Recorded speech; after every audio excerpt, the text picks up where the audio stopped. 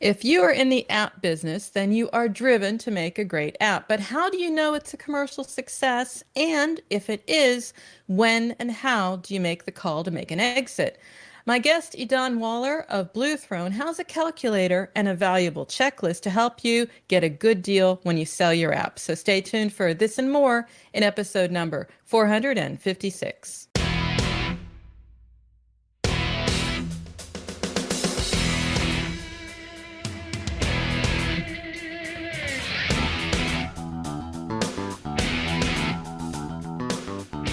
Welcome to Mobile Presence, your destination for everything mobile. I'm your host, as always, Peggy Ann Saltz, mobile analyst, tech consultant, senior Forbes writer, and founder of Mobile Groove. And if you're in the app business, which is probably one reason why you're listening to us in the first place, or you are just driven to make apps, you want to make a great app, but then again, you also want to know, is the app you have on your hands a commercial success? It is a valuable app. Okay, so what are your options? Well, we're going to find out that and more today with my guest. He's Edan Waller, co-founder and CMO of BlueThrone, and he's going to share what you need to know to make that call and even possibly make that exit. It's going to be an eye-opener. I can't wait to start. So I just say we strap ourselves in for some straight talk and advice, because Edan is the one, or is it Edan? He'll tell me in a moment. Edan, isn't it Edan? It's Edan, yes. How are you doing, Peggy? Well, first of all, welcome, Edan, because I'm excited. You are the textbook diehard marketer. I've read your bio, right? You fought deep inside the muddy conversion trenches and the direct response marketing. And you've done that in Israel. You've emerged with an innovative idea. It is BlueThrone becoming the biggest app aggregator in the mobile industry. So let's just start with that right there, Edan. BlueThrone, It's an app aggregator. What is that? What do you do?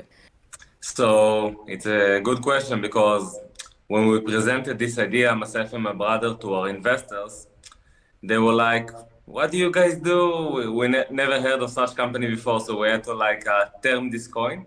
And actually, we learned that from the Amazon world. Myself and my brother had some stores in the Amazon online. And in this industry, what happened was that 3 years ago developed a niche industry, which is Amazon aggregators. So these companies would buy Amazon stores that cannot grow anymore, and they would just run them in-house with all their financial power and teams and experts and everything. So we said, okay, let's do the same thing in the app world. Why not? It's smart. It's smart. It's just saying, these are stores that aren't quite up to snuff, whatever. Yeah, we can buy them up. And that's what you're doing here. But you're doing more than that, because what you're telling me is that before I can sell, or before I even want to think about selling, you're letting me know how valuable my app is. So how do I know I have a commercial success on my hands? Okay, what we discovered is that talented developers are usually extraordinary at something, but not in everything. So when we see extraordinary metrics, even if it's one metric, it could be downloads, it could be revenue, it could be retention, it could be raving fan base, whatever, then we smell what we call the PMF app, which is a product market fit app. It's an app that the market actually loves and we can grow with it. So that's the first thing I would look for as an app owner. Mm-hmm. So something that just sort of fits the times, that it's one of these apps that is what we're looking for at this point in time. So that's going to be one of the things that get your attention. Am I hearing it correctly? Yes, but also extraordinary metric. One metric that is out of norm, in a positive way, of course. That's also a very, very good sign. It means that you're doing something well. Okay. I mean, there are a lot of metrics to look at. There's downloads, there's sessions, there's a lot. I just want to get a little bit closer and hone in on that. What are some of the metrics? Because I'm thinking about this. I'm an app developer. I have my app and I'm thinking, maybe I'll go to BlueThrone, or maybe I'll use your tool. We'll get to that tool in a moment. Yeah. But first I have to understand, am I ready? Do I make the cut? What are some questions I need to ask myself about my business? The most important question is once you have a successful app, which means it makes some revenue, let's say at least 5K a month and above, where are you on the life cycle of the app? Because Mhm. an app is like a business, is like a company. And Peggy, I have a question for you. From the original list of the S&P 500, which represent the 500 biggest publicly traded companies in the US, how many survived since 1957 when the S&P began? It's some sort of horrible number. I know I've done some research into this. What's the number? 94, only 94 companies. Yeah, And yeah, these are the biggest companies, and they have all the teams, and they have all the yeah. expertise and capital and everything.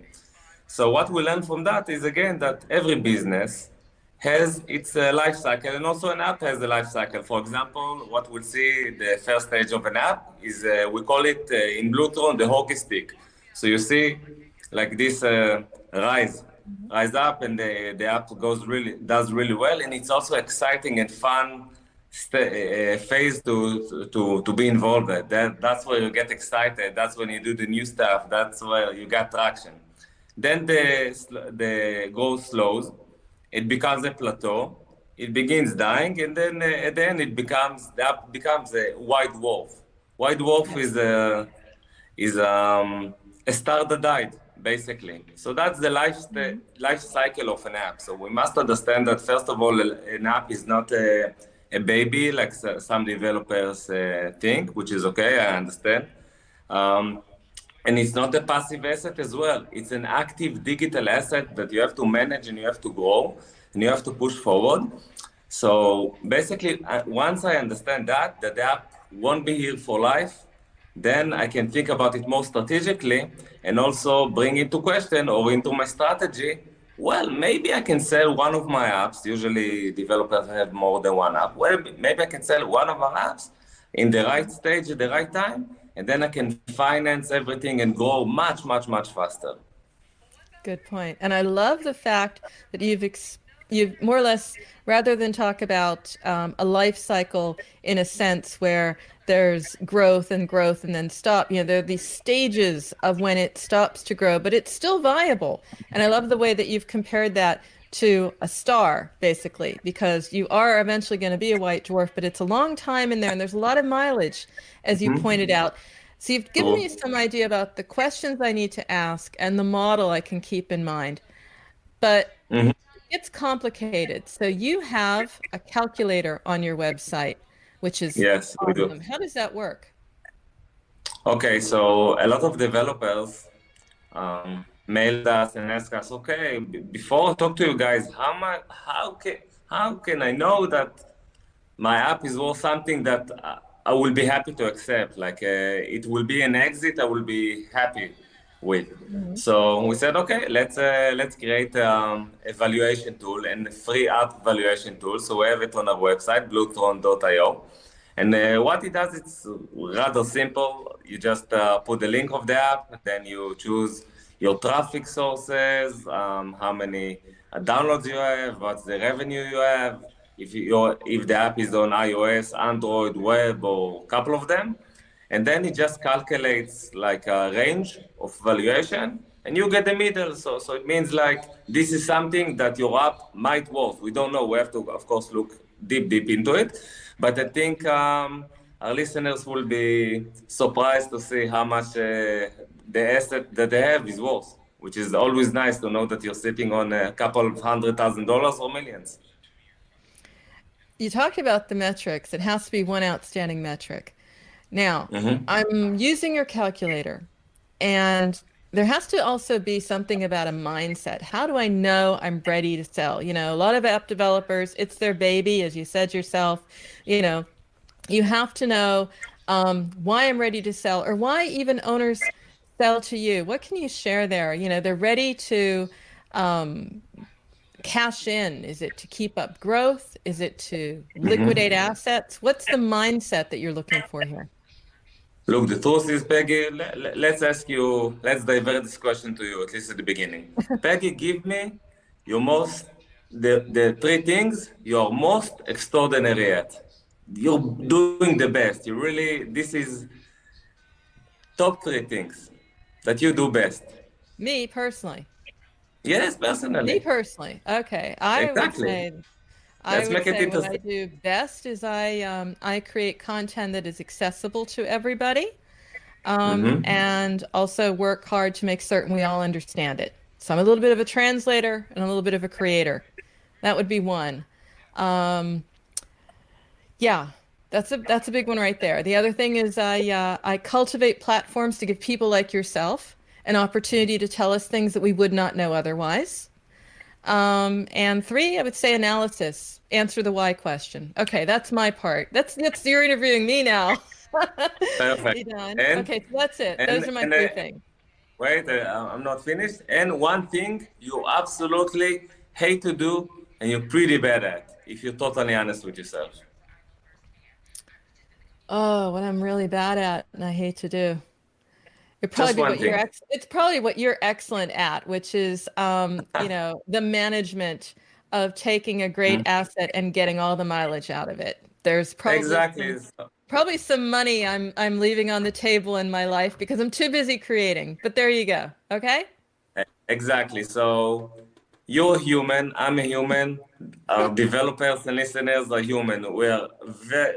All of us who are talented at what we do. We're very good at some things and very bad at other ones. So you ask why developers sell us because they reach a growth ceiling. They can't grow anymore because they already did the things they're really good at. For example, finding a good idea, making a Mm, great graphics, UI, UX, convert well, like giving true love to their fan base, and the fan base get it and shares the app.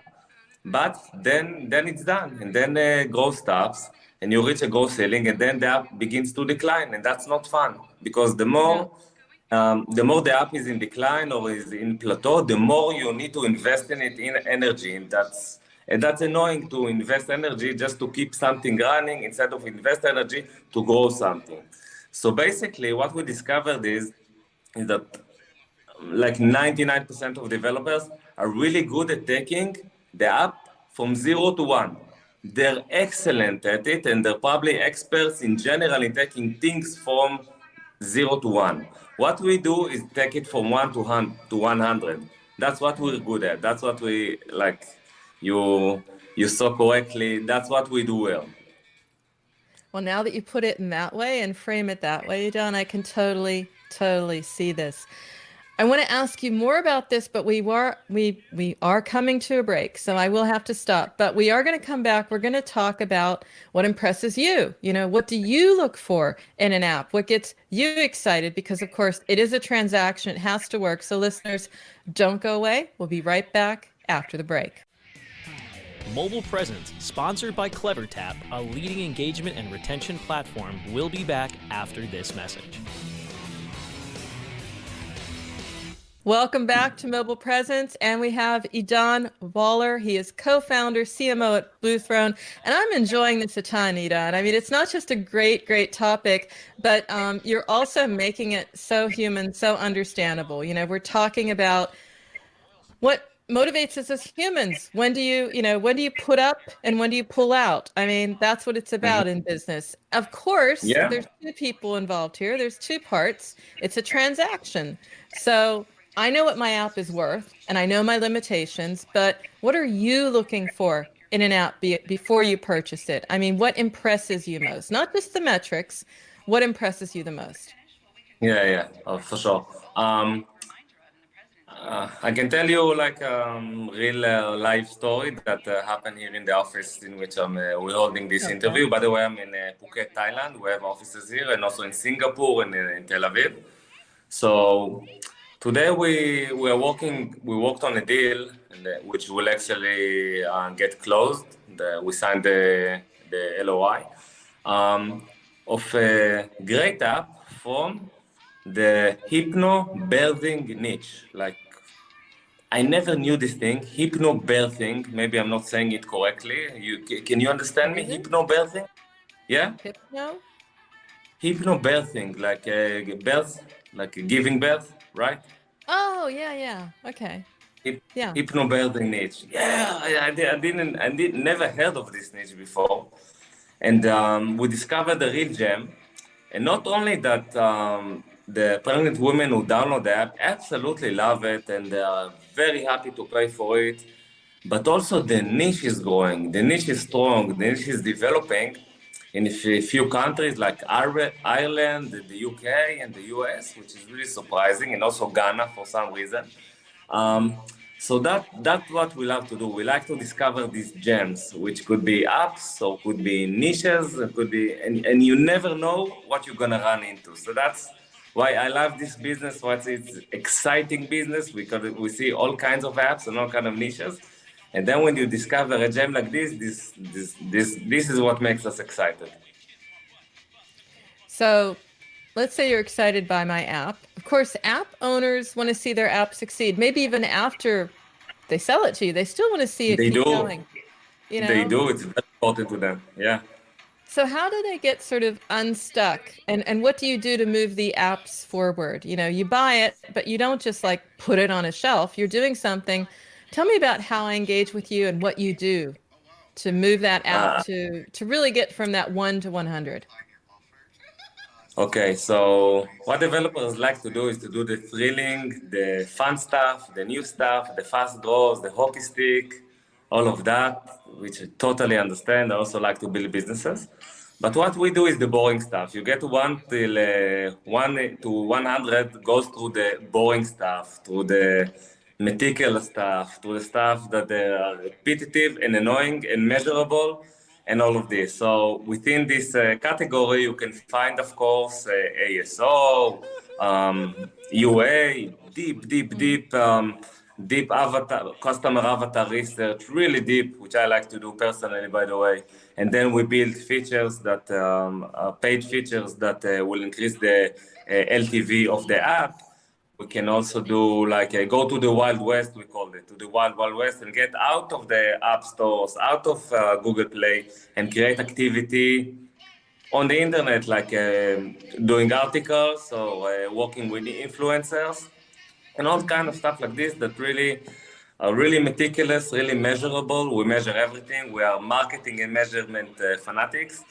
And that's how you grow an app. This is the boring way, this is the long way, but this is what we love to do. What can we do? Mm-hmm. What do you think about the relationship itself? You know, I want to understand how important that is at a very basic level. And I was reading on your website, I was reading a lot of different things. You got a ton of really cool videos out there, you know, and you're talking about how important it is to be upfront, you know, expose any skeletons in my closet before you find them out. Yeah. Peggy, I tell you, if I could count the number of skeletons in the closet that we find in BlueThrone, we can open a cemetery right here. So this is incredible. There are so many shenanigans in this industry that it's we're always amazed. We take it in good spirits, of course, because we discover everything during our MRI and X-ray stages, which is tools we develop here in BlueThrone to discover all these things. But yeah, please be upfront, be honest. It's okay if you bought this or you did that. It's all good. Just come up and say it and look at some cases. The app is really good. It's a product market fit app, a PMF app. It's in a good niche. So okay, we can still work out a deal. But if we discover it and we know a developer lied to us or tried to deceive us, you know that's basic trust. What we're trying to do here is a win-win deal between us and a developer. Hey, you take your exit money, you can grow, you can relieve financial stress, you can really create a new life that's totally real and that's totally what happens. But please be honest with us. Tell us what you did in the first access call. We'll talk about it, put stuff on the table, and then we can grow together. Yeah. I mean, I was looking at some of the people who had cashed in, and I love the motto on your website, right? It's just cash in and move on. That's what it's about. But some people took the money and did things like bought a Mustang. So what do people actually do with this? I mean, give me some anecdotes because it sounds pretty wild, pretty interesting. I mean, some people took you by word and said, "Hey, I'm going to cash in Yeah. and move on in style, man." Okay, so this is a fun Yeah. question. So like you said, Investing's we not a have bad the idea, but I think there might be a little bit more to life than that. But anyway, tell me a few of them. okay. So you saw the Mustang. That's Yeah. Pietro. Ciao, Pietro. How are you? What else was? I'm looking for the funny things, the extraordinary things. Let's see. There was this guy who went to India to take a 6 months vacation out of the business. He's from the US, I believe. What else? People bought the wife stuff all the time. There's some compensation going on there. You know, he gets exit money. I neglected the wife. Okay, let's get her a ring. Let's get her an earring, something like that. Yeah, That's yeah. very common as well.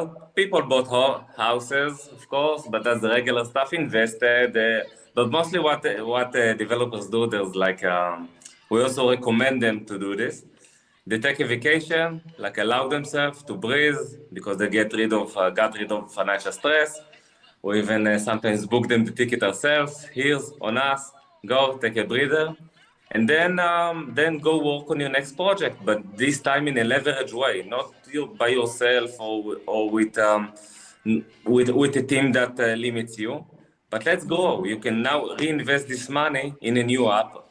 Developers always have new ideas because they're experts at taking things from 0 to 1. But let's do it properly in a leverage way with a bigger team, with bigger help. With maybe somebody, if you hate to do UA and you hate to do marketing, get someone to do it for you. Now you have the money. Now you have the capital. Now you can grow more. Yeah. So, so, Okay. so basically, maybe we should create content on this subject. I didn't think about it actually. What do you do after an exit as a Yeah. developer? This is good stuff. Yeah. Of course, developers, to your point, if you have it, you've got it in your DNA, and you're going to go out and you're going to say, great, I'm going to take a break, maybe drive around in the Mustang, but ultimately you're going to come back and you're going to try again because it's in you. You So you can. develop another app. Yeah. How Yeah. does it work with you?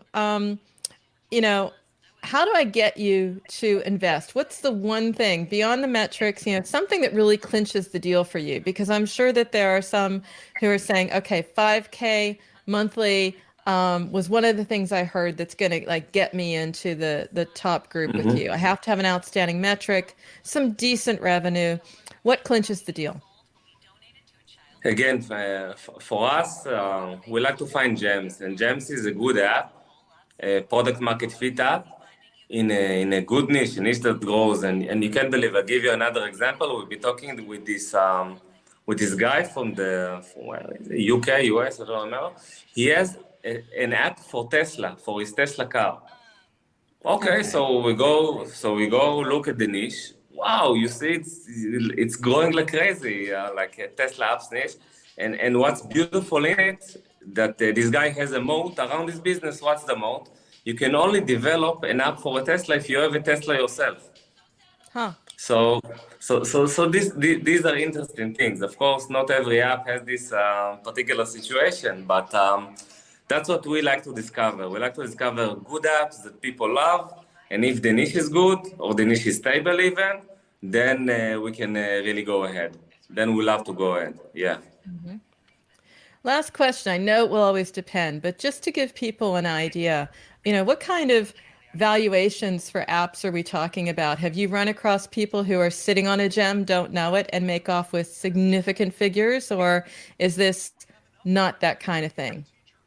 It goes both ways. Mm-hmm. Yes, firstly, yes, of course. People you got developers from countries like India and Pakistan and Vietnam, very good developer, and the fair when suddenly you tell him, okay, your app is worth about $500,000 or $1 million or $1.2 million or even $3 million, they're ecstatic because it's like for them this amount is like, I don't know, for us maybe getting 100 million, okay, comparably. But there's also the other side in which developers with like dying apps, we see a lot of dying apps okay? And then they try to say, okay, this app is worth 800K, 500K, and you discover it doesn't worth even 100K, which is also okay. So it depends. It depends if you have a really good app and you really believe in it and you really did something nice with it, and you created it from your heart with all your creativity and passion, and you grew it and you took care of it, and you had some luck and the niche is good. Then you're on for a great exit. And you'll only know if you go use your tool, Idan, correct? You will never know without it. That is correct. I'm going to have that in the show notes, Idan. And the tool is over at BlueThrone. What's the URL for that? BlueThrone.io. And I'll find the tool right there on the homepage. I did see it. I was tempted. I wondered if I could put someone else's app in there and find out a little competitive intel. Can I do that? Yeah. Who knows? Of course, you get a range of valuation. Of course you can. Yeah, get evaluation. Test your friends up, guys. Yeah. I'll put a few in from my colleagues. Maybe they're sitting on a gold mine and don't know it. Idan, this has been great fun. And you should have like your own sort of like app focused Shark Tank thing going on where you like have a reality show. Idea. I like your marketing mind. This is an excellent idea. That would be so cool. You don't have to do everyone because not everyone wants to come out and be part of it. But you could imagine like, I'm based in Europe, so I get to watch Dragon's Den, which is similar to Shark Tank. You could imagine yourself, your brother, a couple other people. Guy brings up his app and says, "Hey, what do you think?" I think it'd be kind of cool. I agree. I love the idea. Well, I love what you're doing, and it was great to have you on my show and also to shine a light on what you're doing and hopefully also helping some indie developers out there because, it's a tough time. It's a strong breed. They've got a lot of good stuff. So who knows? Maybe we close the circle here. In any case, thanks so much for sharing, Idan. It was a pleasure to have you. Thank you, Peggy. It was a pleasure. And I'll look for that show. And that, my friends, of course, is a wrap. If you want to keep up with me throughout the week or find out more about how you can be a guest or sponsor on Mobile Presence, then you can email me, Peggy. Peggy@mobilegroove.com is where you can find my portfolio of content marketing and app marketing services. You can check out this and all earlier episodes of our show, which is like 455 at this point, by going to WMR.fm, where you can find our shows on Amazon, iTunes, Stitcher, Spreaker, Spotify, and iHeartRadio simply by searching Mobile Presence. And don't forget video, because Idan has been on video holding the phone himself, all of it powered by The Groove on YouTube every moment, so you can listen to us on the move or you can watch us on YouTube. So until next time, remember, every minute is mobile, so make every minute count. Keep well, stay safe, and we'll see you soon.